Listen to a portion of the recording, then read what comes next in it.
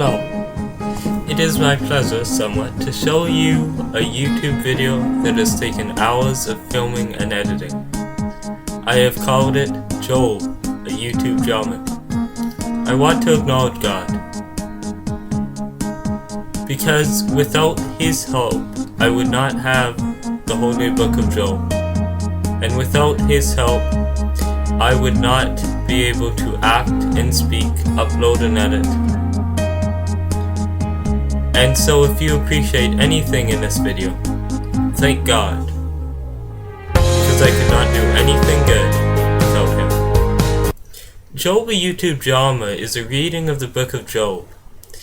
It is a great story for every born-again Christian, anyone who suffers from depression, or pain, or loss of a loved one. Its added voice enthusiasm is not meant to be mocking, but meant to bring some livelihood to what many non-believers may find boring, especially in this computer age. It is good for a child to watch, however there is some graphic language. The drama is quite long, so if you're not willing to watch it all at once, then perhaps you should watch a piece a day. Now, I am aware that this video has problems. Nevertheless, please try to enjoy it. Without further ado, here it comes, God willing.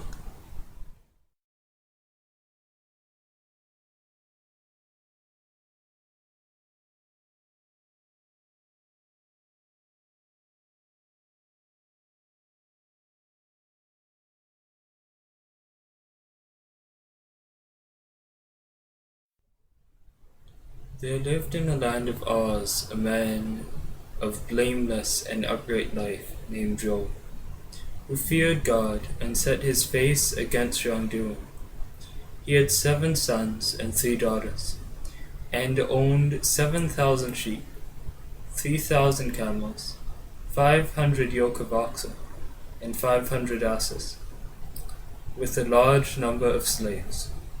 Thus Job was the greatest man in all the East. Now his sons used to foregather and give, each in turn, a feast in his own house. And they used to send and invite their 3 sisters to eat and drink with them.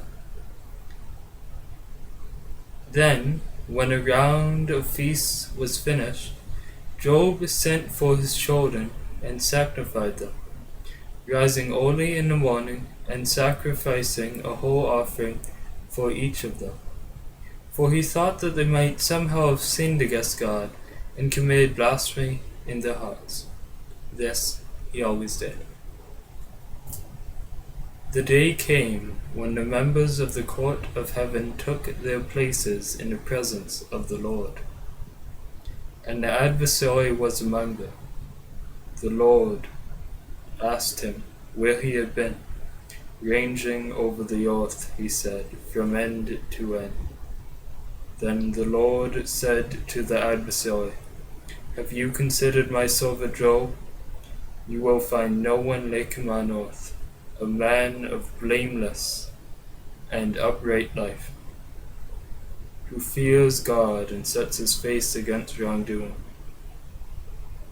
The adversary answered the Lord, Has not Job good reason to be God-fearing? Have you not hedged him round on every side with your protection, him and his family and all his possessions? Whatever he does you have blessed, and his hordes you have increased beyond measure. But stretch out your hand and touch all he has, and then he will curse you to your face. Then the Lord said to Satan, So be it. All that he has is in your hands. Only Job himself you must not touch. Then the adversary left the Lord's presence. When the day came that Job's sons and daughters were eating and drinking in the eldest brother's house, a messenger came running to Job and said, The oxen were plowing, and the asses were grazing near them, when the Sabaeans swooped down and killed them off, after putting the horsemen to the sword. And I am the only one to escape and tell the tale. When he was still speaking, another messenger arrived and said, God's fire flashed from heaven. It struck the sheep and the shepherds and brought them up, and I am the only one to escape and tell the tale.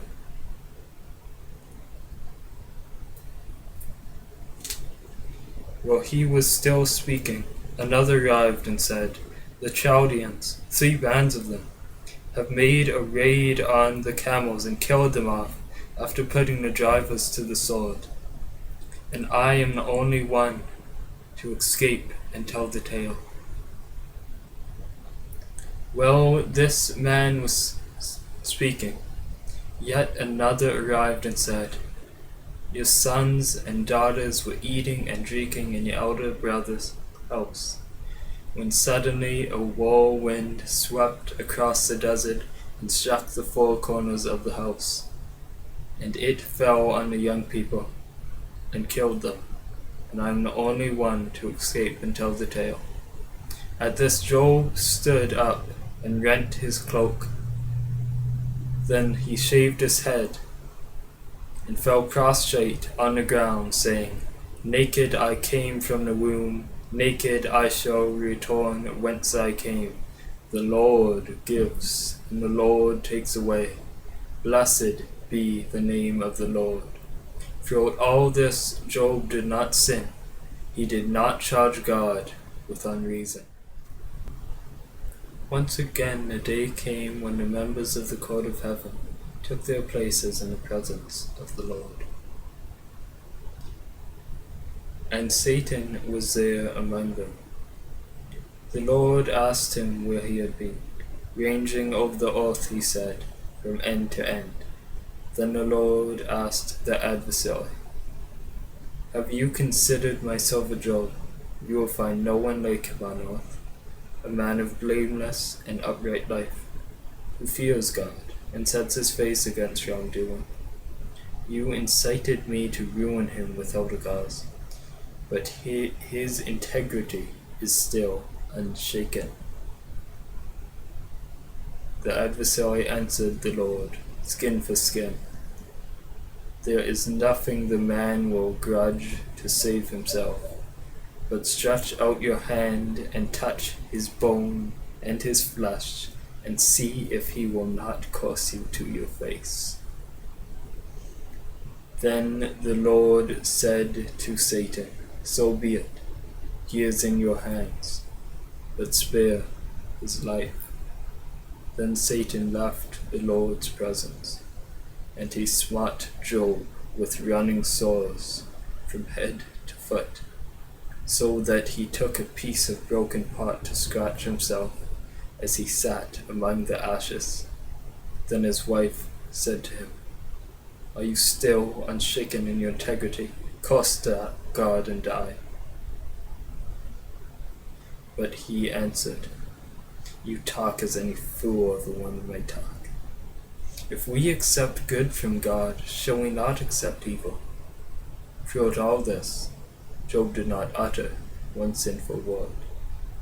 When Job's 3 friends, Eliphaz of Teman, Bildad of Shua, and Zophar of Naaman, heard of all these calamities which had overtaken him, they left their homes and arranged to come and condole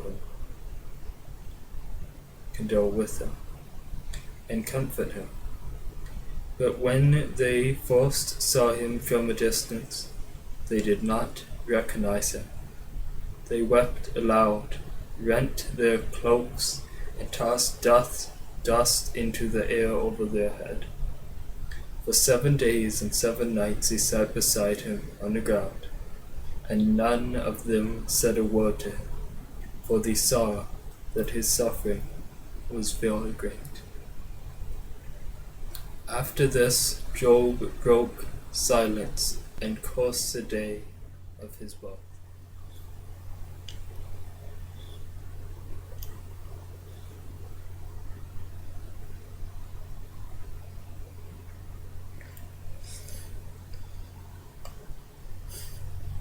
May the day of my birth perish, and the night it was said, a boy is born that day. May it turn to darkness. May God above not care about it. May no light shine upon it. May darkness and deep shadow claim it once more. May a cloud settle over it. May blackness overwhelm its light. That night, may thick darkness seize it. May it not be included among the days of the year, nor be entered in any of the months. May the night be barren. May no shout of joy be heard in it. May those who curse days curse that day. Those who are ready to rouse Leviathan, may its morning stars become dark. May it wait for daylight in vain, and not see the first rays of dawn. For it did not shut the doors of the womb on me, to hide trouble from my eyes. Why did I not perish at birth, and die when I came out of the womb? Why were there knees to receive me, and breasts that I might be nursed? For now I would be lying down in peace. I would be asleep and at rest, with kings and counselors of the earth, who built for themselves palaces now lying in ruins, with rulers who had gold, who filled their houses with silver. Or why was I not hidden in the ground like a stillborn child, like an infant who never saw the light of day? There the wicked cease from turmoil, and there the weary-eyed rest. Captives also enjoy their ease. They no longer hear the slave drivers shout. The small and great are there, and the slave is freed from his master. Why is light given to those in misery, and life to the bitter of soul? To those who long for death that does not come, who search for it more than hidden treasure, who are filled with gladness and rejoice when they reach the grave. Why is life given to a man whose way is hidden, whom God has hedged in? For sighing comes to me instead of food. My groans pour out like water. What I feared has come upon me. What I dreaded has happened to me. I have no peace, no quietness, no rest, but only turmoil.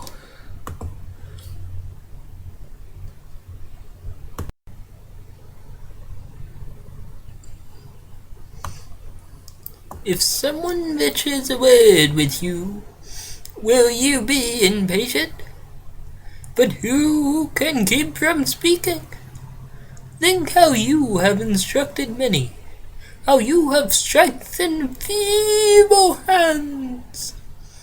Your words have supported those who stumbled. You have strengthened faltering knees. But now trouble comes to you, and you are discouraged. It strikes you, and you are dismayed. Should not your piety be your confidence, and your blameless ways your hope? Consider now, who, being innocent, has ever perished? Where were the upright ever destroyed? As I have observed, those who plow evil and those who sow trouble reap it. At the breath of God they are destroyed. At the blast of his anger they perish. The lions may roar and growl, yet the teeth of the great lions are broken. The lion perishes for lack of prey, and the cubs of the lioness are scattered. A word was secretly brought to me. My ears caught a whisper of it, amid disquieting dreams in the night, when deep sleep falls on men. Fear and trembling seized me, and made all my bones shake. A spirit glided past my face, and the hair of my body stood on end. It stopped, but I could not tell what it was. A form stood before my eyes, and I heard a hushed voice. Can a mortal be more righteous than God? Can a man be more pure than his Maker? If God places trust in his servants, if he charges his angels with error, how much more those who live in houses of clay, those whose foundations are in the dust, who are crushed more readily than a moth. Between dawn and dusk they are broken to pieces, unnoticed they perish forever. Are not the cords of their tent pulled up, so that they die without wisdom?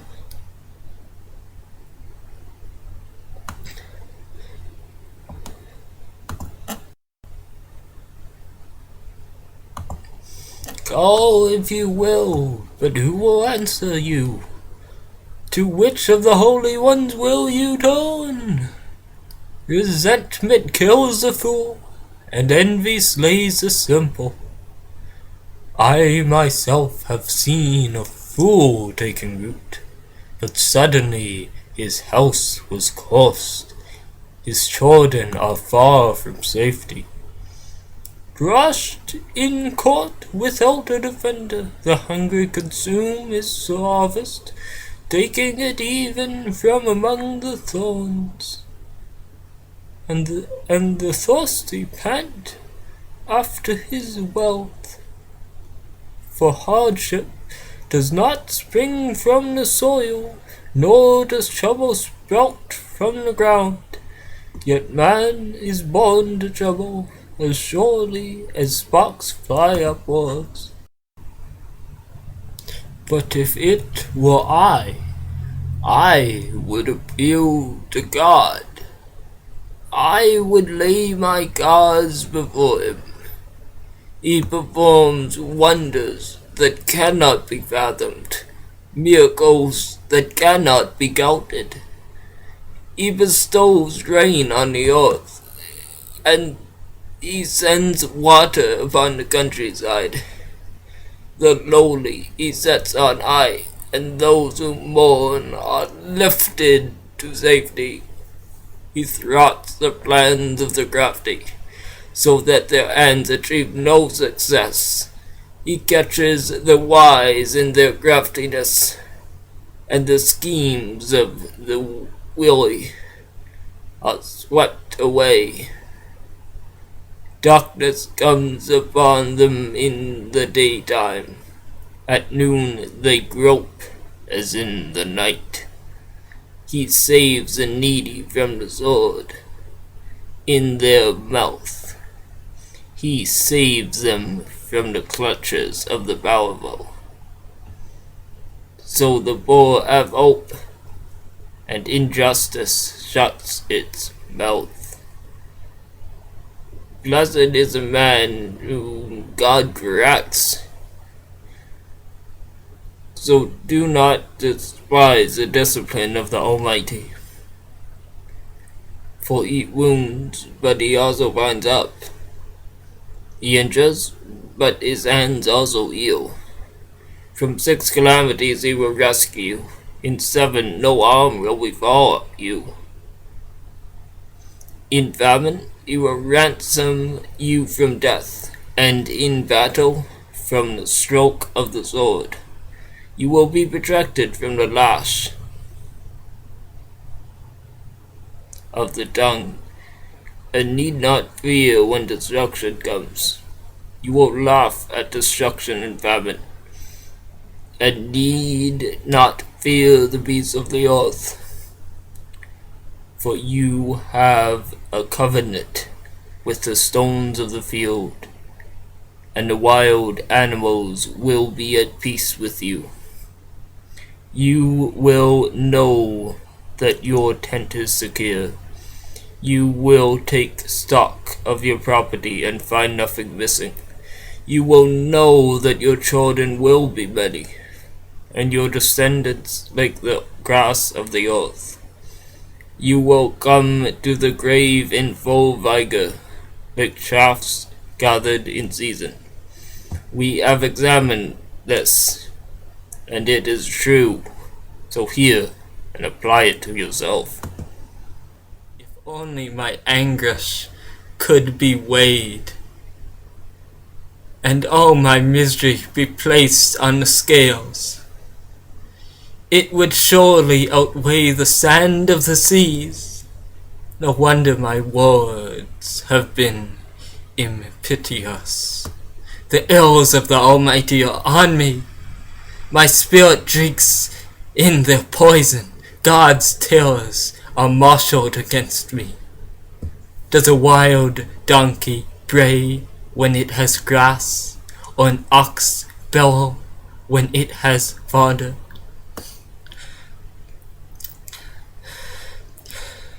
It is tasteless food eaten without salt, or is there flavor in the white of an egg? I refuse to touch it. Such food makes me ill.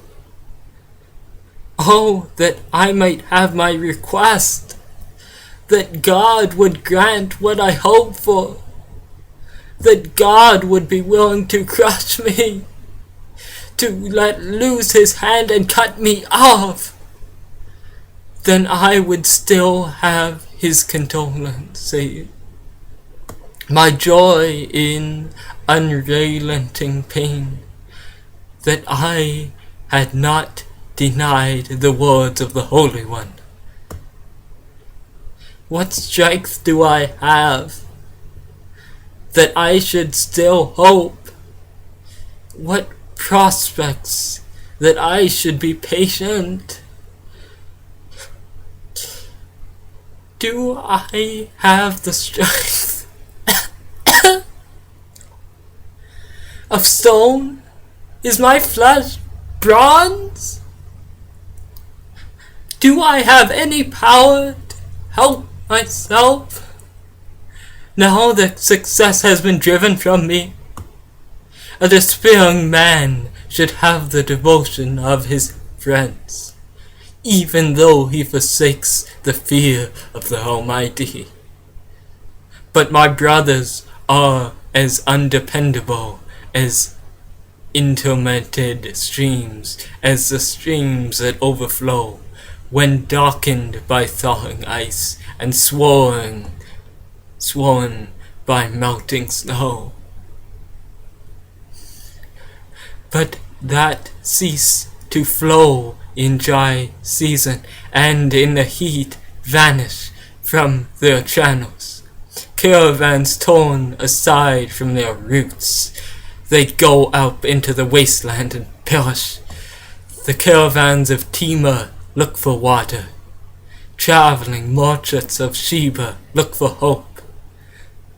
They are distressed because they had been confident. They arrive there only to be disappointed. Now you too have proved to be no help, and see something dreadful, and are afraid. Have I ever said, give something on my behalf, pay a ransom for me from your wealth, deliver me from the hand of the enemy, ransom me from the clutches of the ruthless? Teach me, and I will be quiet. Show me where I have been wrong. How painful are honest words. But what do your arguments prove? Do you mean to correct what I say, and treat my words with despairing man as wind? You would even cast lots for the fatherless, and barter away your friend. But now, be so kind as to look at me. Would I lie to your face? Relent. Do not be unjust. Consider, for my integrity is at stake. Is there any wickedness on my lips? Can my mouth not discern malice? Does not man have hard service on earth? Are not his days like those of a hired man, like a slave longing for the evening shadows, or a tired man waiting eagerly for his wages? So I have been allotted months of fidelity, and nights of misery have assigned to me. When I lie down, I think, how long before I get up? The night drags on. I toss till dawn.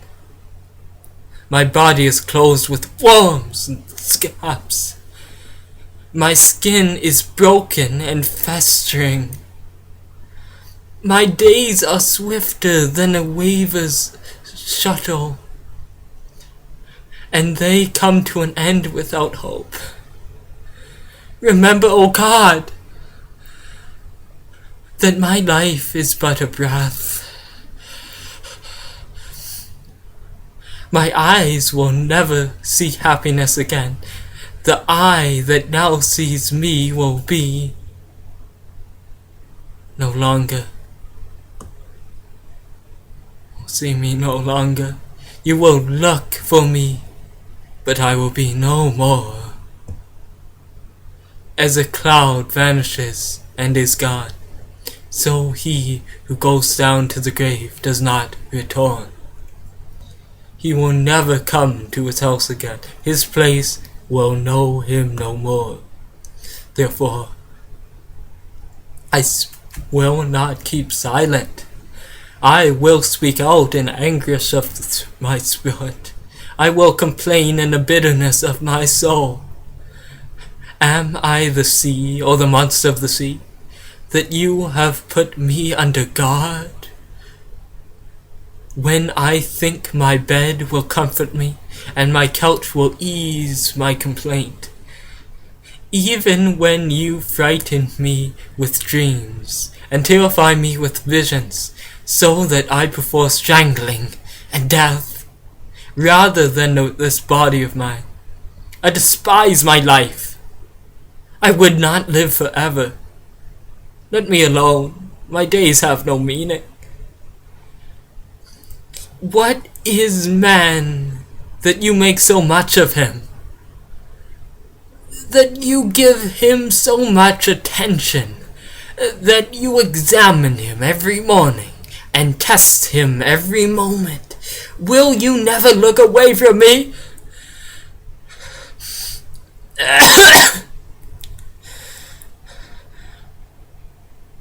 Or let me alone even for an instant? If I have sinned, what have I done to you, O watcher of men? Why have you made me your target? Have I become a burden to you? Why do you not pardon my offenses and forgive my sins? For I will soon lie down in dust. You will search for me, but I will be no more.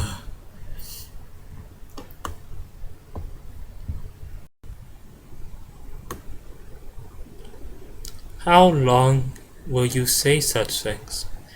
Your words are a blistering wind. Does God pervert justice? Does the Almighty pervert what is right? When your children sinned against him, he gave them over to the penalty of their sin.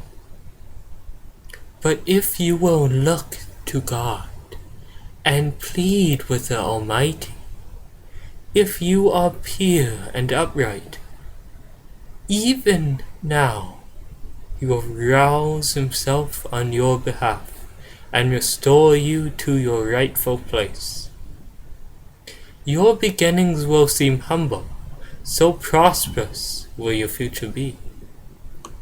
Ask the former generations and find out what their fathers learned. For we were born only yesterday and know nothing, and our days on earth are but a shadow. Will they not instruct you and tell you? Will they not bring forth words from their understanding? Can papyrus grow where there is no marsh? Can reeds thrive without water? While still growing and uncut, they wither more quickly than grass. Such is the destiny of all who forget God. So perishes the hope of the godless. What he trusts in is fragile. What he relies on is a spider's web. He leans on his web, but it gives way. He clings to it, but it does not hold. He is like a well-watered plant in the sunshine, spreading its shoots over the garden. It entwistles its roots around a pile of rocks and looks for a place among the stones. But when it is torn from its spot, that place disowns it and says, "I never saw you." Surely its life withers away, and from the soil other plants grow. Surely God does not reject a blameless man, or strike the hands of evildoers. He will yet fill your mouth with laughter, your lips with shouts of joy. Your enemies will be clothed in shame, and the tents of the wicked will be no more. Indeed, I know that this is true. But how can a mortal be righteous before God? Though one wished to dispute with him, he could not answer him one time out of 1,000. His wisdom is profound. His power is vast. Who has resisted him and come out unscathed? He moves mountains without their knowing it. He overturns them in his anger. He shakes the earth from its place and makes its pillars tremble. He speaks to the sun, and it does not shine. He seals off the light of the stars. He alone stretches out the heavens and treads on the waves of the sea. He is the maker of the Bear and the Orion, the Pleiades and the constellations of the south. He performs wonders that cannot be fathomed, miracles that cannot be counted. When he passes me, I cannot see him. When he goes by, I cannot perceive him. If he snatches away, who can stop him? Who can say to him, "What are you doing?" God does not restrain his anger. Even the cohorts of Rahab cowered at his feet. How then can I dispute with him? How can I find words to argue with him? Though I were innocent, I could not answer him. I could only plead with my judge for mercy. Even if I summoned him and he responded, I do not believe he would give me a healing. He would crush me with a storm and multiply my wounds for no reason. He would not let me regain my breath.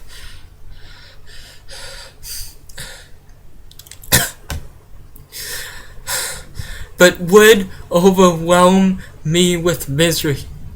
If it is a matter of strength, he is mighty. And if it is a matter of justice, who will summon him? Even if I were innocent, my mouth would condemn me. If I were blameless, it would pronounce me guilty. Although I am blameless, I have no concern for myself. I despise my own life. It is all the same. That is why I say he destroys both the blameless and the wicked. When a Scrooge brings sudden death, he mocks the despair of the innocent. When a land falls into the hands of the wicked, he blindfolds its judges. If it is not he, then who is it? My days are swifter than a runner. They fly away without a glimpse of joy. They skim past like boats of papyrus, like eagles swooping down on their prey. If I say I will forget my complaint, I will change my expression and smile. I still dread all my sufferings, for I know you will not hold me innocent. Since I am already found guilty, why should I struggle in vain, even if I wash myself with soap and my hands with washing soda? You would plunge me into a slime pit, so that even my clothes would detest me.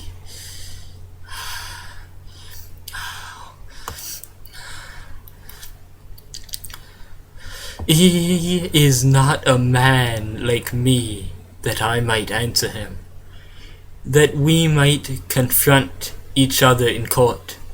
If only there was someone to abrogate between us, to lay his hand upon us both.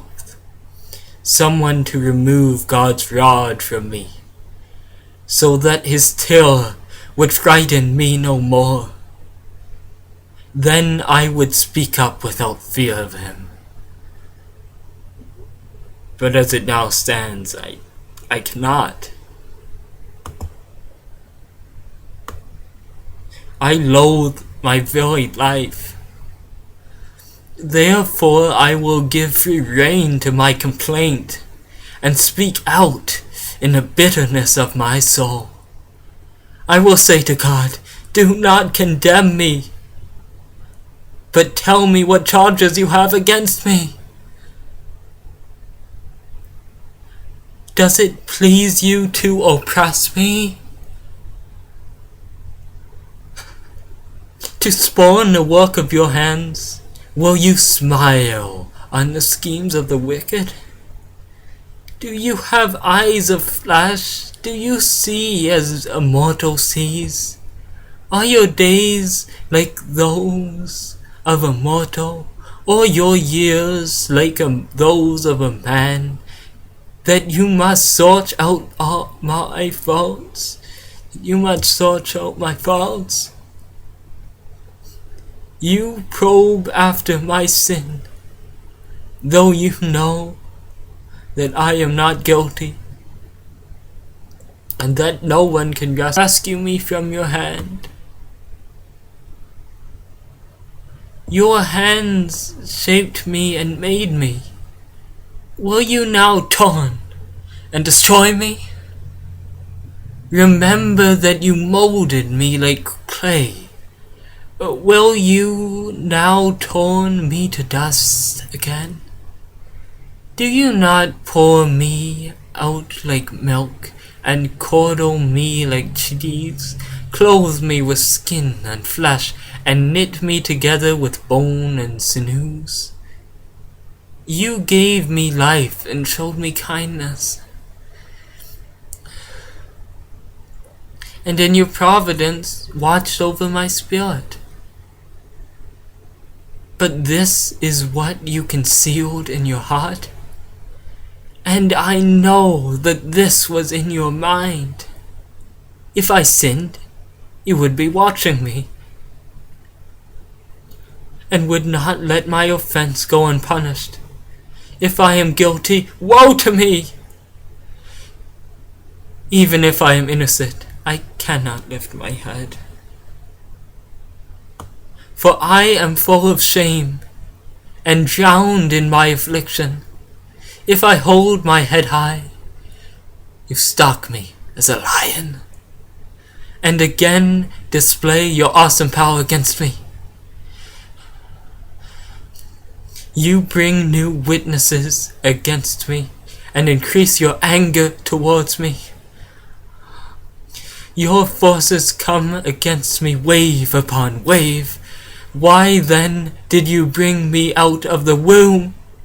I wish I had died before any eye saw me. If only I had never come into being, or had been carried straight from the womb to the grave. Are not my few days almost over? Turn away from me so I can have a moment's joy, before I go into the place of no return, to the land of gloom and deep shadow,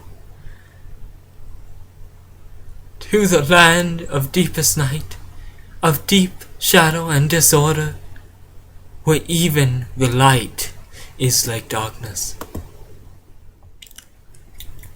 All these words to go unanswered. Is this talker to be vindicated? Will your idle words talk reduce others to silence? Will no one rebuke you when you mock? You say to God, my beliefs are flawless, and I am pure in your sight. Oh, how I wish God would speak, that he would open his lips against you and disclose to you the secrets of wisdom. For true wisdom has two sides. Know this, God has even forgotten some of your sins. Can you fathom the mysteries of God? Can you probe the limits of the Almighty? They are higher than the heavens above. What can you do? They are deeper than the dust below. Or what can you know? Their measure is no longer than the earth, and wider than the sea. If he comes along and confines you to prison, and confines a court, who can oppose him? Surely he recognizes deceivers, and when he sees evil, does he not take note? But the witless can no more become wise than a wild donkey's colt can be born a human. Yet if you will devote your heart to him, and stretch out your hands to him, if you put away the sin that is in your hand, and allow no evil to dwell in your tent, then, free of fault, you will lift up your face, and you will stand firm without fear. You will surely forget your trouble, recalling it only as waters gone by. Life will be brighter than noonday, and darkness will become like morning.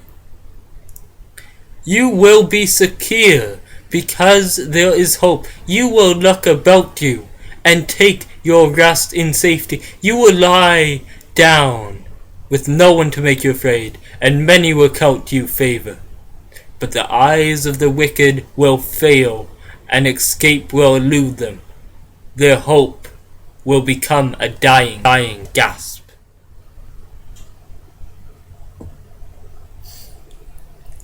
Doubtless you are the people, and wisdom will die with you.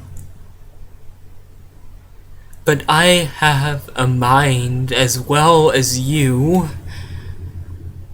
I am not inferior to you. Who does not know all these things? I have become a laughingstock to my friends. Though I called upon God and he answered, a mere laughingstock, though righteous and blameless.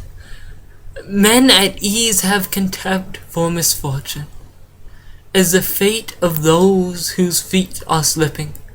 The tents of Marudias are undisturbed, and those who provoke God are secure. Those who carry their God in their hands. But ask the animals, and they will teach you, or the birds of the air, and they will tell you, or speak to the earth, and it will teach you, and let the fish of the sea inform you. Which of all these does not know that the hand of the Lord has done this? In his hand is life of every creature, and the breath of all mankind. Does not the ear taste words? Is the tongue taste food? Is not wisdom found among the aged? Does not long life bring understanding? To God belong wisdom and power, counsel and understanding are his. What he tears down cannot be rebuilt. The man he imprisons cannot be released. If he holds back the waters, there is a drought. If he lets them loose, they devast the land. To him belong strength and victory. Both deceived and deceiver are his. He leads counselors away stripped and makes fools of judges. He takes off the shackles put on by kings and ties a loincloth around their waist. He leads priests away stripped and overthrows men long established. He silences the lips of trusted adversaries and takes away the discernment of elders. He pours contempt on nobles and disarms the mighty. He reveals the deep things of darkness and brings deep shadows into the light. He makes nations great and destroys them. He enlarges nations and disperses them. He deprives the leaders of the earth of their reason and sends them wandering through a trackless waste. They group in darkness with no light. He makes them stagger like drunkards. My eyes have seen all this. My ears have heard and understood what you know. I also know. I am not inferior to you, but I desire to speak to the Almighty and argue my case with God. You, however, smear me with lies. You are worthless physicians, all of you. If only you would be altogether silent. For you, that would be wisdom. Hear now my argument. Listen to the plea of my lips. Will you speak wickedly on God's behalf? Will you speak deceitfully for him? Will you show him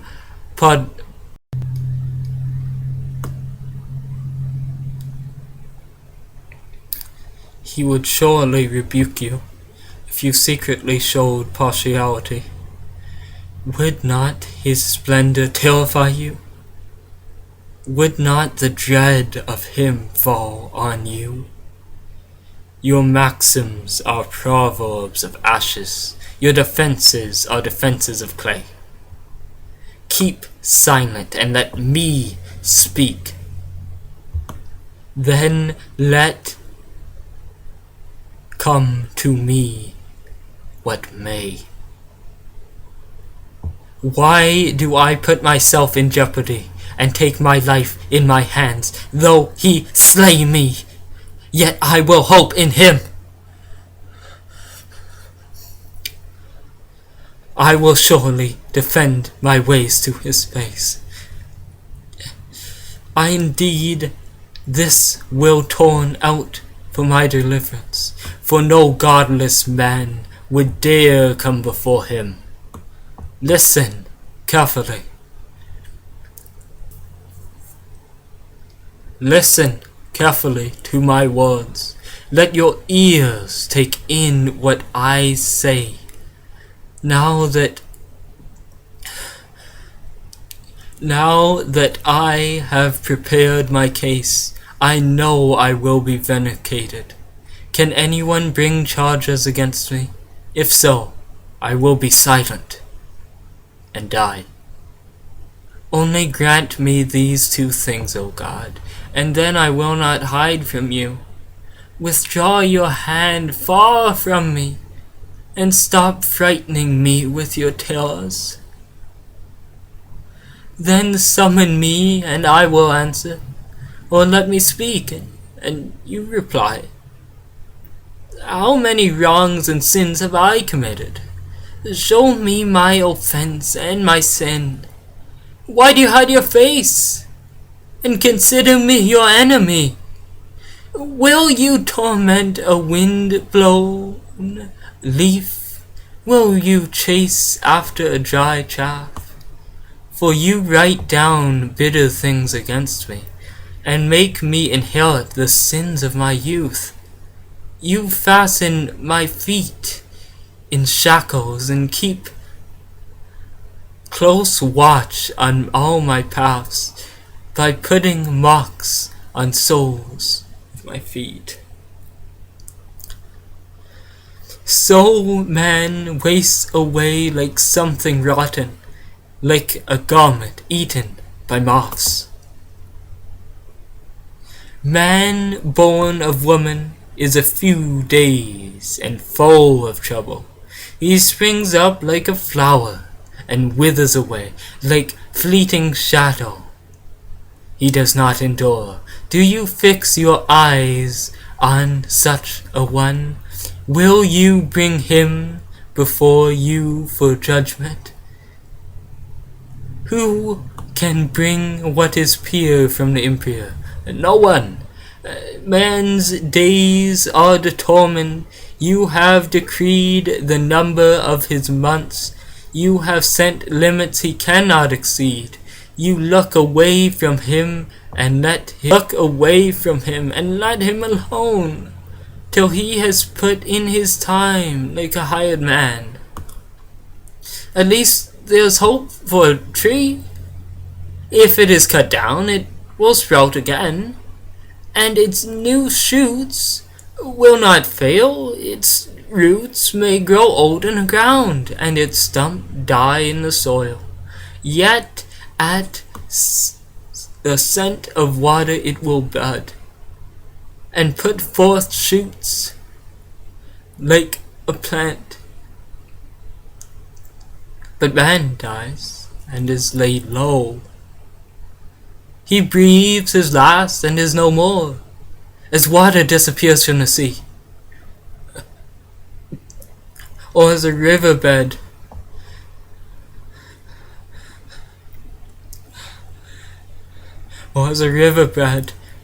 becomes parched and dry, so man lies down and does not rise, till the heavens are no more.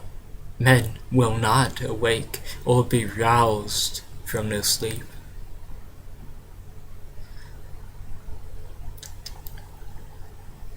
If only you would hide me in the grave, and console me till your anger has passed. If only you would set me a time, and then remember me. If a man dies, will he live again? All the days of my hard service, I will wait for my renewal to come. You will call, and I will answer. You will long for the creature of your hands that you made. Surely then you will count my steps, but not keep track of my sin. My offenses will be sealed up in a bag. You will cover over my sin, but as a mountain erodes and crumbles, and as a rock is removed from its place, as water wears away stones, and torrents wash away the soil, so you destroy man's hope. You overpower him once for all, and he is gone. You change his countenance and send him away. If his sons are honored, he does not know it. If they are brought low, he does not see. He feels but the pain of his own body, and mourns only for himself.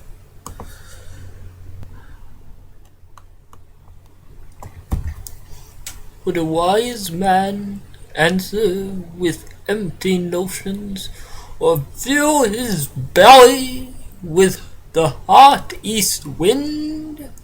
Would he argue with useless words, with speeches that have no value? But you have undermined piety and hinder devotion to God. Your sin prompts your mouth. You adopt the tongue of the crafty. Your own mouth condemns you, not mine. Your own lips testify against you. Are you the first man ever born? Were you brought forth before the hills? Do you listen in on God's counsel? Do you limit wisdom to yourself? What do you know that we do not know? What insights do you have that we do not have? The gray-haired and aged are on our side, even men even older than your father. Are God's constellations not enough for you? Words spoken gently to you? Why has your heart carried you away? And why do your eyes flash, so that you vent your rage against God, and pour out such words from your mouth?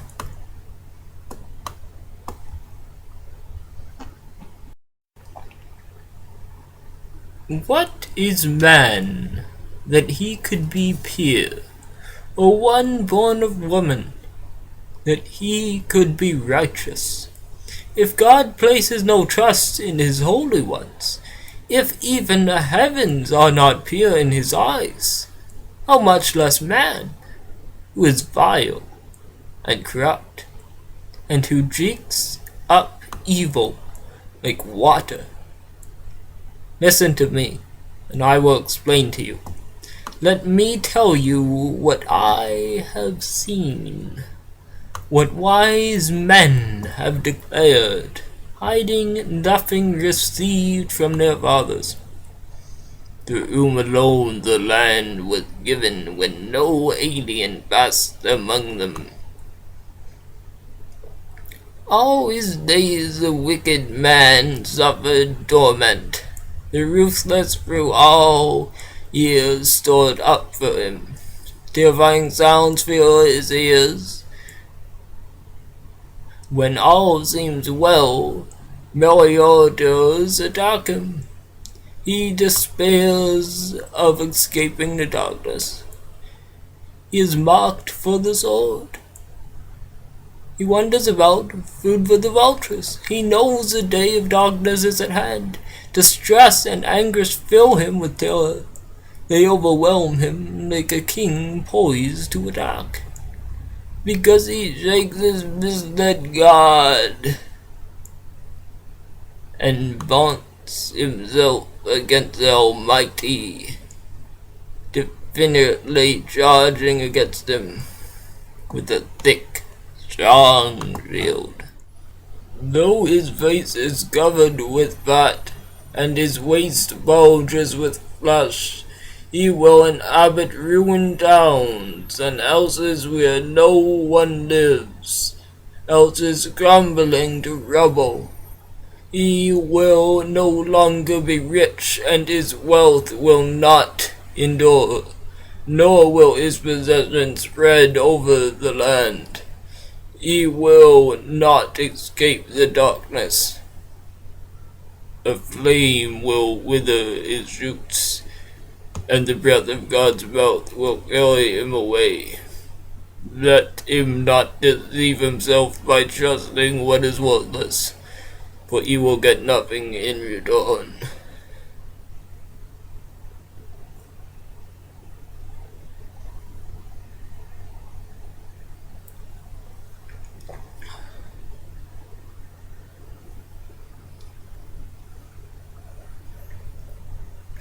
Before this time he will be paid in full, and his branches will not flourish. He will be like a vine, stripped of its unripe grapes, like an olive tree shedding its blossoms. The company of the godless will be burned, and fire will consume the tents of those who love bribes. They conceive trouble and give birth to evil. Their womb fashions deceit. I have heard many things like these. Miserable comforts are you all. Will your long-winded speeches never end? What ails you that you keep arguing?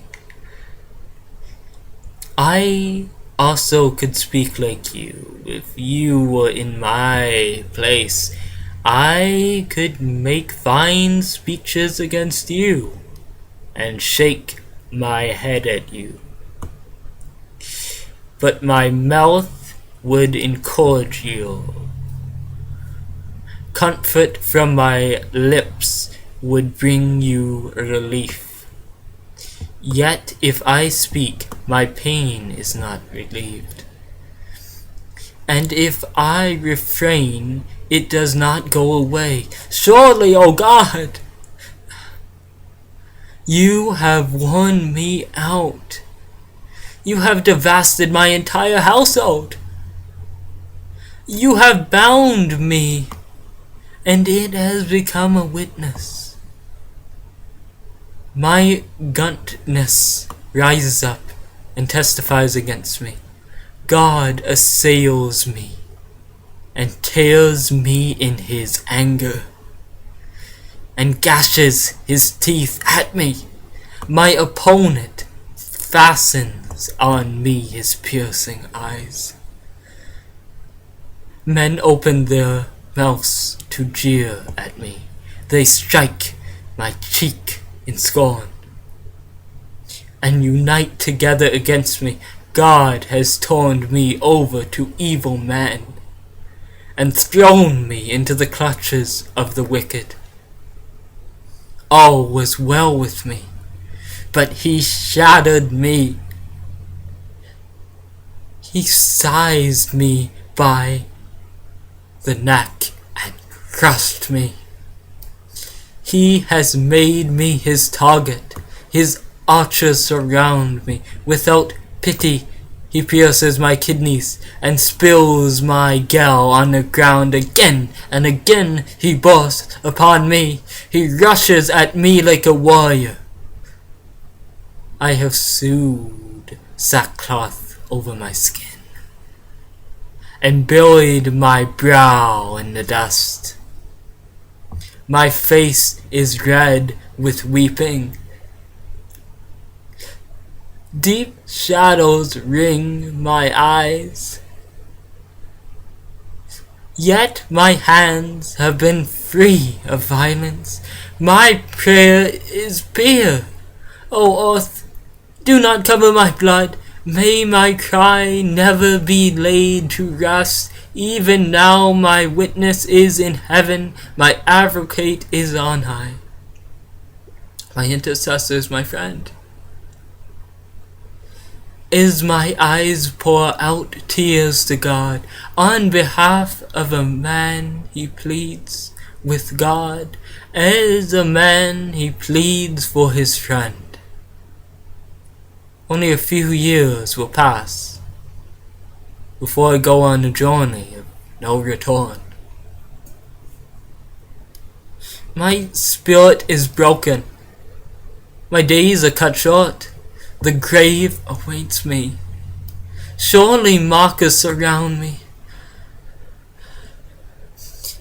My eyes must dwell on their hostility. Give me, O God, the pledge you demand. Who else will put up security for me? You have closed their minds to understand, therefore you will not let them triumph. If a man denounces his friend for reward, the eyes of his children will fail. God has made me a byword to everyone, a man in whose face people spit. My eyes have grown dim with grief. My whole frame is but a shadow. Upright men are appalled at this. The innocent are roused against the ungodly. Nevertheless, the righteous will hold to their ways. Those with clean hands will grow stronger. But come on, all of you, try again. I will not find a wise man among you. My days have passed, my plans are shattered, and so are the desires of my heart. These men turn night into day. In the face of darkness say, light is there. If the only home I hope for is the grave, if I spread out my bed in darkness, if I say to corruption, you are my father, and to the worm, you are my mother, or my sister, where then is my hope? Who can see any hope for me?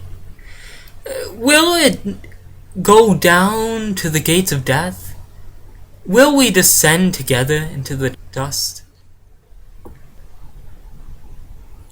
When will you end these speeches? Be sensible, then we can talk. Why are we regarded as cattle and considered stupid in your sight? You who tear yourself to pieces in your anger. Is the earth to be abandoned for your sake? Or must the rocks be moved from their places? The lamp of the wicked is snuffed out. The flame of his fire stops burning. The light in his tent becomes dark. The lamp beside him goes out. The vigor of his steps is weakened. His own schemes throw him down. His feet thrust him into a net, and he wanders into its mesh. A trap seizes him by the heel. A snare holds him fast. A noose is hidden for him on the ground. A trap lies in his path. Terrors startle him on every side, and dog his every step. Calamity is hungry for him. Disaster is ready for him when he falls. It eats away parts of his skin. Death's firstborn devours his limbs. He is torn from the security of his tent and marched off to the king of Tellus. Fire resides in his tent. Burning sulphur is scattered over his dwelling. His roots dry up below, and his branches wither above. The memory of him perishes from the earth. He has no name in the land. He is driven from light into darkness, and is banished from the world. He has no offspring or descendants among his people, no survivor where he once lived. Men of the west are appalled at his face. Men of the east are seized with horror. Surely such is the dwelling of an evil man. Such is the place of one who knows not God.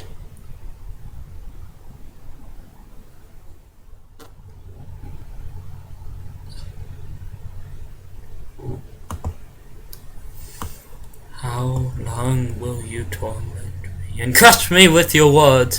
10 times now you have reproached me. Shamelessly you attack me. If it is true that I have gone astray, my error remains my concern alone. If indeed you would exalt yourself above me and use my humiliation against me, then know that God has wronged me and drawn his net around me. Though I cry, I have been wronged, I get no response. Though I call for help, there is no justice. He has blocked my way, so I cannot pass. He has shrouded my paths in darkness. He has stripped me of my honor, and removed the crown from my head. He tears me down on every side until I am gone. He uproots my hope like a tree. His anger burns against me. He counts me among his enemies. His troops advance in force. They build a siege ramp against me and encamp around my tent. He has alienated me.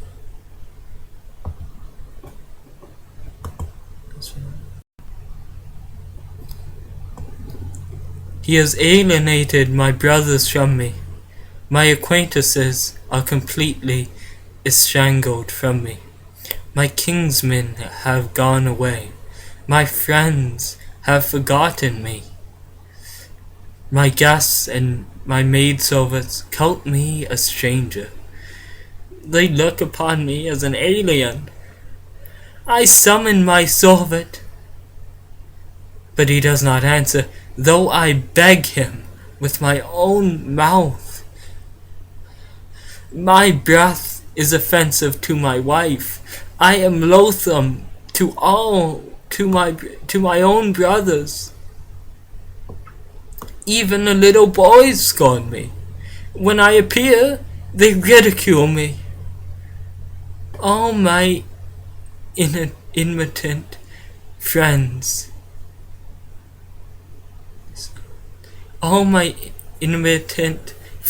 detest me. Those I love have turned against me. I am nothing but skin and bones. I have escaped with only the skin of my teeth. Have pity on me, my friends. Have pity. For the hand of God has struck me. Why do you pursue me as God does? Will you never get enough of my flesh? Oh, that my words were recorded, that they were written on a scroll, that they were inscribed with an iron tool on lead or engraved in rock forever. I know that my Redeemer lives, and that in the end he will stand upon the earth. And after my skin has been destroyed, yet in my flesh I will see God. I myself will see him with my own eyes. I, and not another. How my heart yearns within me. If you say, how we will hound him, since a root of trouble lies in him, you should feel the sword yourselves, for wrath will bring punishment by the sword, and then you will know that there is judgment.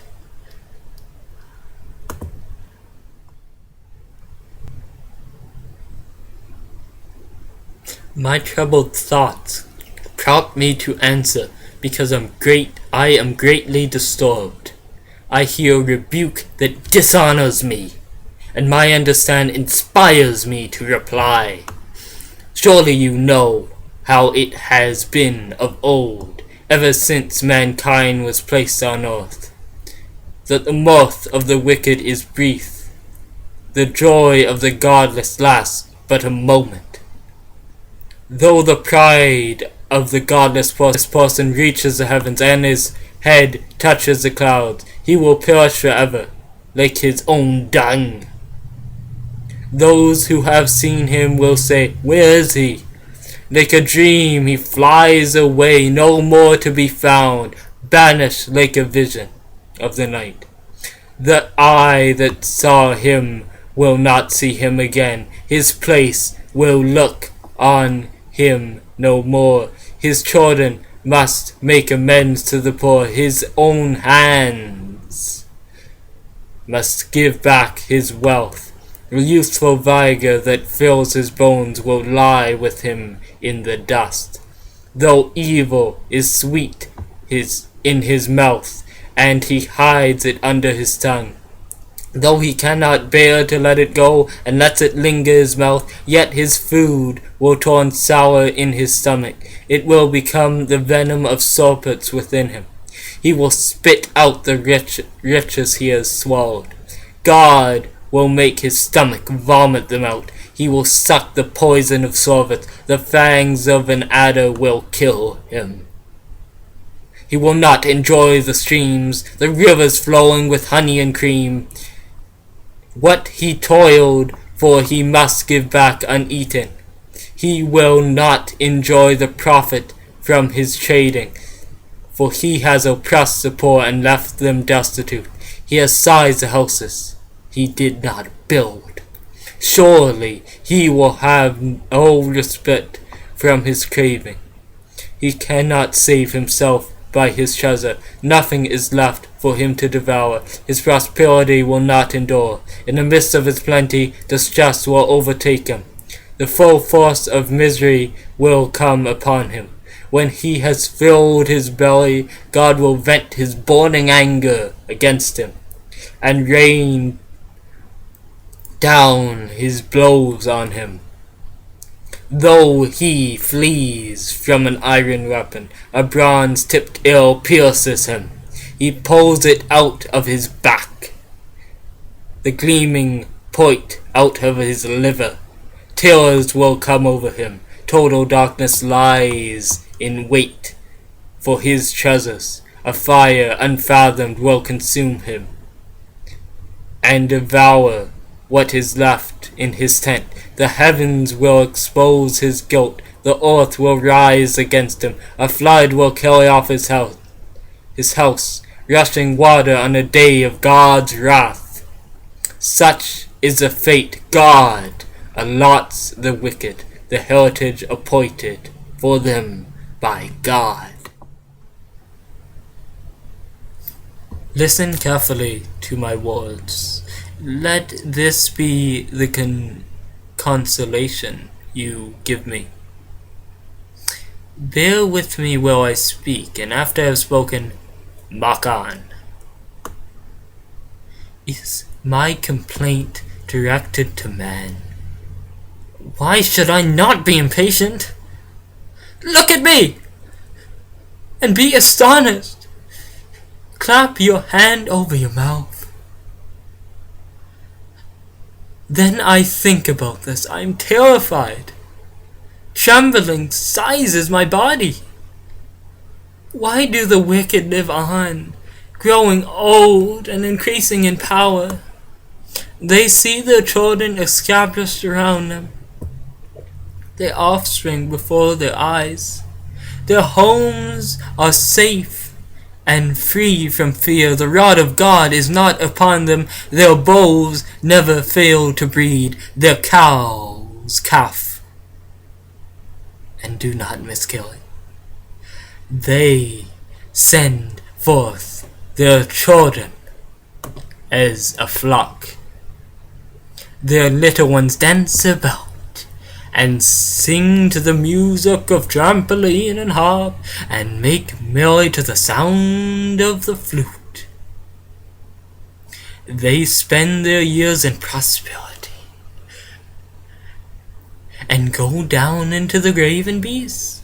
Yet they say to God, "Leave us alone. We have no desire to know your ways. Who is the Almighty that we should serve him? What would we gain by praying to him?" But their prosperity is not in their own hands. So I stand aloof from the counsel of the wicked. Yet how often is the lamp of the wicked snuffed out? How often does calamity come upon them, the fate God allots in his anger? And how often are they like straw before wind, like chaff swept away by a gate? God stores up a man's punishment for his sons. Let him repay the man himself, so that he will know it. Let his own eyes see his destruction. Let him drink the wrath of the Almighty. For what does he care about the family he leaves behind, when his allotted months come to an end? Can anyone teach knowledge to God, since he judges even the highest? One man dies in full vigor, completely secure and at ease, his body well nourished, his bones rich with marrow. Another man dies in bitterness of soul, never having enjoyed anything good. Side by side they lie in the dust, and worms cover them both. I know full well what you were thinking. The schemes by which you would wrong me. You say, "Where now is the great man's house and tents where wicked men live?" Have you never questioned those who travel? Have you paid no regard to their accounts, that the evil man is spared from the day of calamity, that he is delivered from the day of wrath? Who denounces his conduct to his face, who repays him for what he has done, he is carried to the grave, and watch is kept over his tomb. The soil in the valley is sweet to him. All men follow after him, and a countless throng goes before him. So how can you console me with your nonsense? Nothing is left of your answers but falsehood.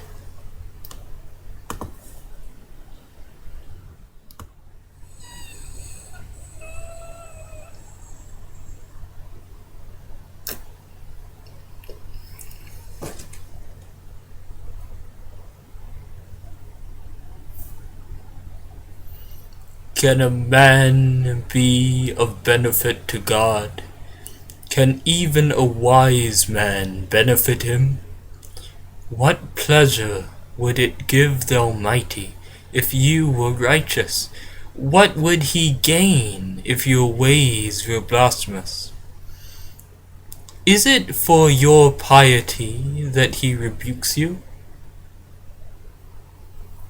and brings charges against you? Is not your wickedness great? Are not your sins endless? You demanded security from your brothers for no reason. You stripped men of their clothing, leaving them naked. You gave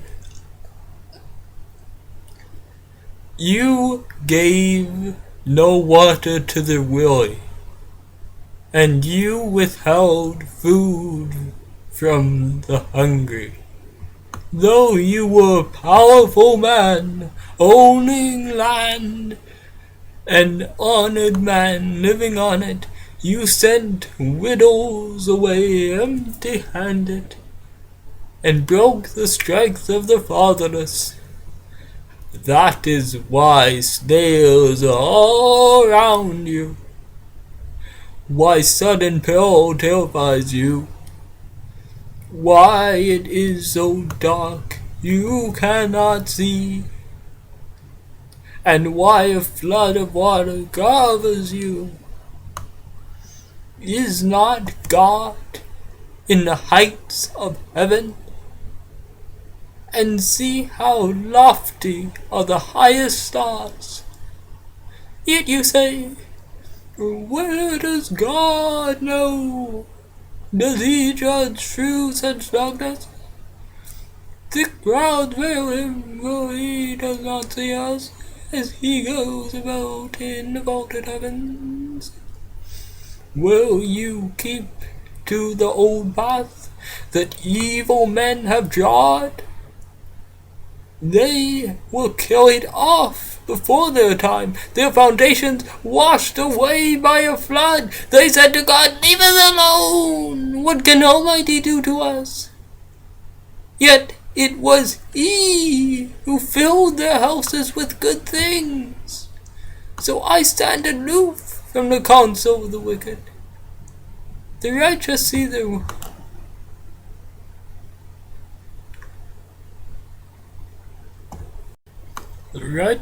their ruin and rejoice.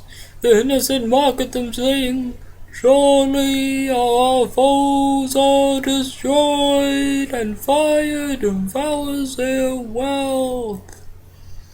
Submit to God, and be at peace with Him. In this way prosperity will come to you. Accept instruction from His mouth, and lay up His words in your heart. If you return to the Almighty, you will be restored.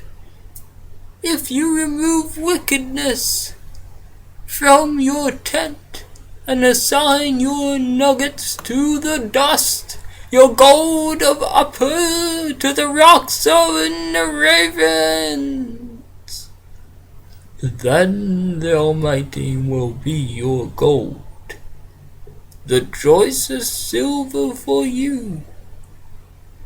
Surely then you will find delight in the Almighty, and will lift up your face to God. You will pray to Him, and He will hear you. And you will fulfill your vows. What you decide on will be done, and lights will shine on your ways. When men are brought low, you will say, and lift them up. Then He will save the downcast. He will deliver even one who is not innocent, who will be delivered through the cleanness of your hand, delivered out of your hands.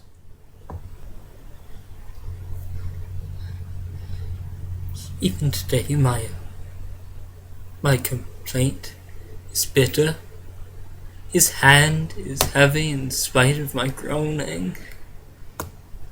If only I knew where to find him, if only I could go to his dwelling, I would state my case before him, and fill my mouth with arguments. I would find out what he would answer me, and consider what he would say. Would he oppose me with great power? No, he would not press charges against me. There an upright man could present his case before him, and I would be delivered forever from my judge. But if I go east, he is not there. If I go west, I do not find him. When he is at work in the north, I do not see him. When he turns to the south, I catch no glimpse of him. But he knows the way that I take.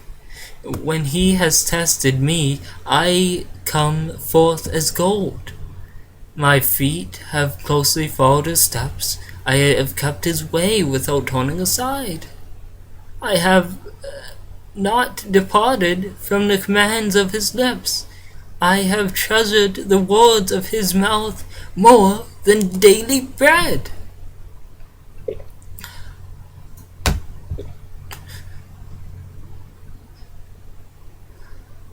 But he stands alone, and who can oppose him? He does whatever he pleases. He carries out his decree against me, and many such plans he still has in store. That is why I am terrified before him. When I think of all this, I fear him. God has made my heart faint. The Almighty has terrified me. Yet I am not silenced by the darkness, by the thick darkness that covers my face. Why does the Almighty set times for judgment? Why must those who know him look in vain for such days? Men move boundary swords. They pass the flocks they have stolen. They drive away the orphan's donkey, and take the widow's ox in pledge. They thrust the needy from the path, and force all the poor of the land into hiding. Like wild donkeys in the desert, the poor go about their labor of foregathering food. The wasteland provides food for their children. They gather fodder in their fields and glean in the vineyards of the wicked. Lacking clothing, they spend the night naked. They have nothing to cover themselves in the cold. They are drenched by mountain rains and hug rocks for lack of shelter. A fatherless child is snatched from the breast. The infant of the poor is sized for a doubt. Lacking clothing, they go about naked. They carry the sheaves, but still go hungry. They crush olives among the torrents. They tread the wine presses, yet suffer thirst. The groans of the dying rise from the city. The souls of the wounded cry out for help, but God charges no one with wrongdoing. There are those who rebel against the light, who do not know its ways or stay in its paths. When daylight is gone, the murderer rises up and kills the poor and needy. In the night he steals forth like a thief. The eye of the adulterer watches for dusk. He thinks no eye will see me. He keeps his face concealed. In the dark men break into houses, but by day they shut themselves in. They want nothing to do with the light. For all of them, deep darkness is their morning. They make friends with the terrors of darkness. They are foam on the surface of the waters. Their portion is the land is cursed, so that no one goes into the vineyards, as heat and drought snatch away the melted snow, so the grave snatches away those who have sinned. The womb forgets him, the worm feasts on him, evil men are no longer remembered, but a broken make a tree. They prey on the barren, childless woman, and to the widow show no kindness. But God drags away the mighty by his power. Though they become escapist, they have no assurance of life. He may let them rest in a feeling of security, but his eyes are on their ways. For a little while they are exalted, and then they are gone. They are brought low and gathered up like others. They are cut off like heads of grain. If this is not so, who can prove me false and reduce my words to nothing?